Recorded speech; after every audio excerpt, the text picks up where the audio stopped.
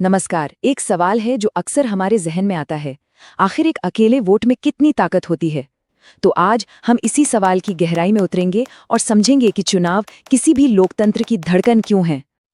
तो चलिए आपको ले चलते हैं साल 1987 में। जगह है भारत का हरियाणा राज्य और वहां की एक रात ने सियासत का पूरा मंजर ही बदल कर रख दिया। समय आधी रात का है। घड़ियां 12 का कांटा पार कर चुकी हैं और वहां उम्मीदों से भरी एक बहुत बड़ी भीड़ पिछले 5 घंटों से किसी का बेसब्री से इंतजार कर रही है। भीड़ इंतजार कर रही है एक नेता का, लेकिन ये तस्वीर एक बहुत गहरा सवाल खड़ा करती है। असली शक्ति किसके हाथ में है, नेता के या फिर जनता के? तो चलिए इसी सवाल का जवाब ढूंढने के लिए उस रात में वापस लौटते हैं, क्योंकि वो एक अकेली घटना चुनाव की असली ताकत को हमारे सामने रखती है। तो ये जिस शख्स का इंतजार हो रहा है वो कोई और नहीं बल्कि चौधरी देवीलाल हैं। वो उस वक्त की सत्ताधारी कांग्रेस पार्टी के खिलाफ एक बड़े आंदोलन का चेहरा बन चुके थे और मौजूदा सरकार से नाराज जनता के बीच उन्होंने एक ऐसा वादा किया जिसने मानो लोगों की उम्मीदों को एक नई जान दे दी। उन्होंने कहा कि अगर उनकी पार्टी जीती तो किसानों और छोटे व्यापारियों के सारे कर्जे माफ कर दिए जाएंगे।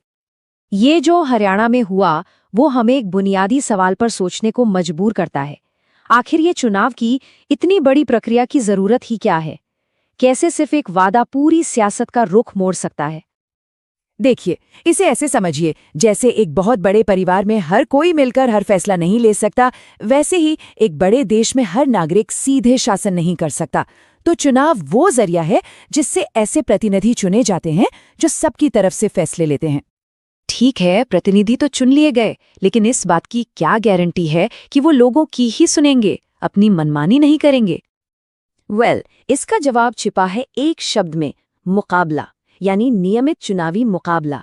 ये सिस्टम ही ऐसा बना है कि राजनीतिक पार्टियों को पता होता है अगर जनता की सेवा नहीं की तो अगली बार उन्हें कुर्सी से हटा दिया जाएगा। ये बिल्कुल एक बाजार की तरह काम करता है। बड़ा दिलचस्प है ये। भले ही किसी नेता का मकसद सिर्फ सत्ता पाना हो, लेकिन वोट जीतने के लिए उसे जनता की सेवा करनी ही पड़ेगी।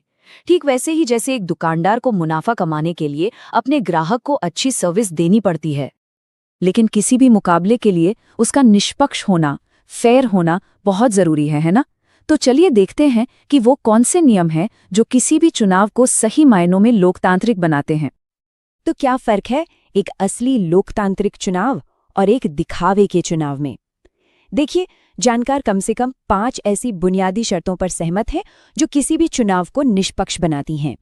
तो सवाल ये है कि भारत दुनिया का सबसे बड़ा लोकतंत्र इन सिद्धांतों को जमीन पर कैसे उतारता है? हमारी चुनावी व्यवस्था कुछ बहुत जरूरी पिलर्स यानी स्तंभों पर टिकी है। सबसे पहली बात, राष्ट्रीय चुनावों के लिए पूरे देश को 543 चुनावी इलाकों में बांटा गया है, जिन्हें हम निर्वाचन क्षेत्र या कॉन्स्टिट्यूएंसीज कहते हैं। हर निर्वाचन क्षेत्र में वोटर्स की संख्या लगभग बराबर होती है और यही वजह है कि उत्तर प्रदेश जैसे बड़े राज्य में 80 लोकसभा सीटें हैं, तो वहीं गोवा जैसे छोटे राज्य में सिर्फ 2। हमारे संविधान निर्माताओं ने ये भी सोचा कि समाज के हर तबके की आवाज संसद तक पहुंचे, खासकर उन समुदायों की जो ऐतिहासिक रूप से पीछे रह गए हैं। इसीलिए कुछ सीटें अनुसूचित जाति यानी एससी और अनुसूचित जनजाति यानी एसटी समुदायों के उम्मीदवारों के लिए आरक्षित की गई हैं। तो ये जो आरक्षण की व्यवस्था है, ये हमारे लोकतंत्र की एक बहुत बड़ी खूबसूरती है। ये इसे और ज्यादा इंक्लूसिव बनाती है और ये पक्का करती है कि सत्ता में समाज के हर वर्ग की नुमाइंदगी हो। तो चलिए अब वापस चलते हैं हरियाणा की हमारी कहानी पर और देखते हैं कि वहां इन सब सिद्धांतों का नतीजा क्या निकला। नतीजे आए और जनता ने अपना फैसला सुना दिया। और क्या फैसला सुनाया? लोगों ने सत्ताधारी पार्टी को बुरी तरह नकार दिया और देवीलाल के गठजोड़ को 90 में से 76 सीटों पर जबरदस्त जीत दिलाई।